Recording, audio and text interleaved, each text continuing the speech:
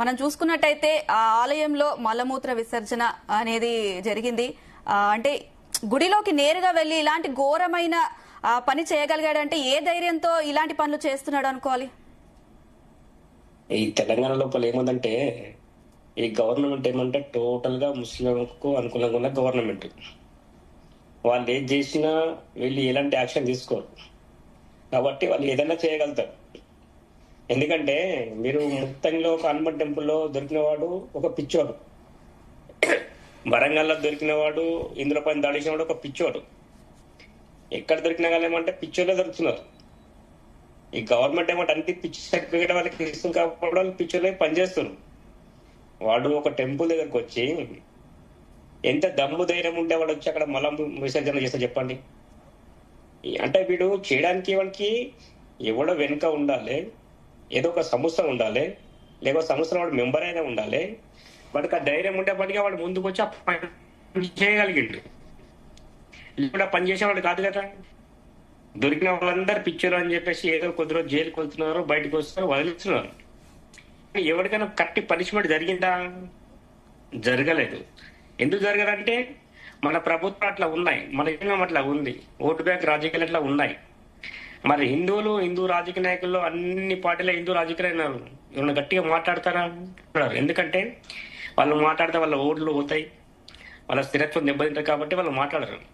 కాబట్టి ఈ హిందూ పైన ఇవన్నీ జరిగే దెబ్బలకన్నీ ఇవి ఆగాలంటే ఎవరినొక్కరిని సంపే, ఎవరినొక్కరిని ఏమంటే పిక్క కోసేయాలి, మా దగ్గరికి వస్తే బాగుండాలనే విధంగా వాళ్ళు తెలియాలి.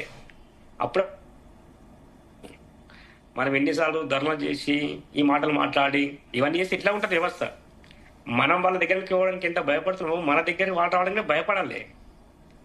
ఆ విధంగా చేసినప్పుడే తగ్గుతాయి. కానీ ఈ దాడులు జరుగుతుంటాయి, అమ్మాయిలు ఎత్తుకపోతుంటారు, గోళం కోసుకుంటారు, మనం తంతుంటారు, షాపులు చేస్తుంటారు, ల్యాండ్ కబ్జా చేస్తుంటారు. ఇన్ని దాడులు జరిగినా కానీ ఏం జరగకొచ్చి మనకు పనిష్మెంట్ అంతా. మనం ఏమంటే డిఫెన్స్ లో ఉన్నాం, మన మైనారిటీలం అయిపోయినాం, వాళ్ళు మెజారిటీలు అయిపోయారు. కారణం ఏంటంటే మన వ్యవస్థ లోపల లోపాలు. హిందూ ఏమనుకుంటాడు అంటే ఏదో ఇష్యూ అయినప్పుడే బయటకు వస్తాడు, మళ్ళీ వెళ్ళిపోతాడు, మళ్ళీ పట్టించుకోడు, మళ్ళీ మాట్లాడు. ఎప్పుడు మనం ఎప్పుడు ధైర్యంగా ఉంటే ముందుకు వచ్చి ఎదుర్కొంటే మన దగ్గర రావదని ఒక ఆలోచన కల్పించాలి. ఆ విధంగా కల్పించలేకపోతున్నాం కాబట్టి ఇవన్నీ మనకు వ్యతిరేకమైన సంఘటనలు జరుగుతున్నాయి.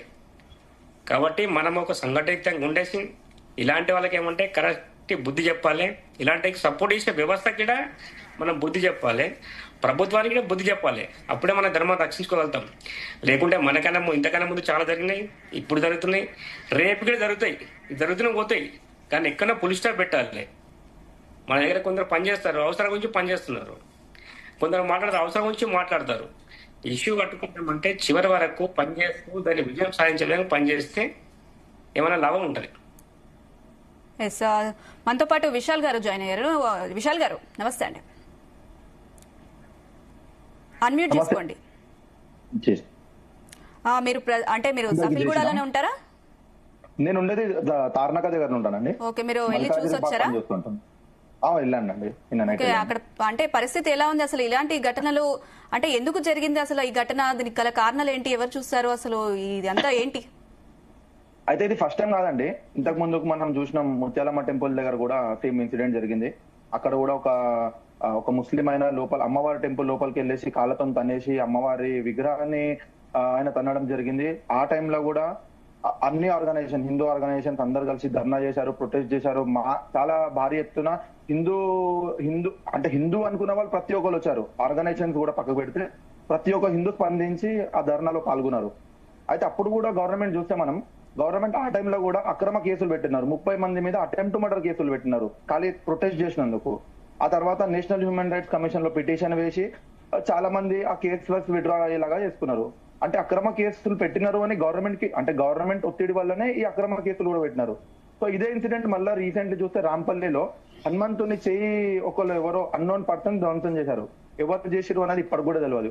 ఈ తర్వాత చూస్తూ ఇప్పుడు చూస్తే నిన్న రాత్రి ఈ ఒక అల్తాఫ్ అనే పర్సన్ డైరెక్ట్ వచ్చేసి అమ్మవారి టెంపుల్ ముంగట చేసినారు.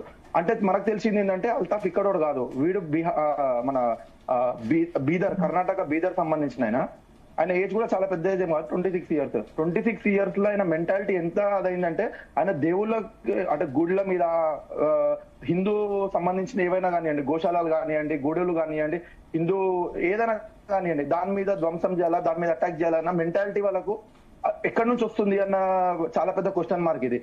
మనం ఎక్కడైతే సికింద్రాబాద్ లో చూసాం, అక్కడ కూడా మునావర్ అని ఒక పర్సన్ ఇంగ్లీష్ కోచింగ్ క్లాసెస్ పేరు మీద కొన్ని హండ్రెడ్స్ ఆఫ్ ముస్లిమ్స్ ని ఎక్కడి నుంచో గ్యాదర్ చేసి అక్కడ తీసుకొచ్చి అక్కడ క్లాసెస్ ఇస్తూ వాళ్ళకు క్లాసెస్ పేరు మీద వాళ్ళకు అందరికి ప్రొవోక్ చేస్తున్నాడు.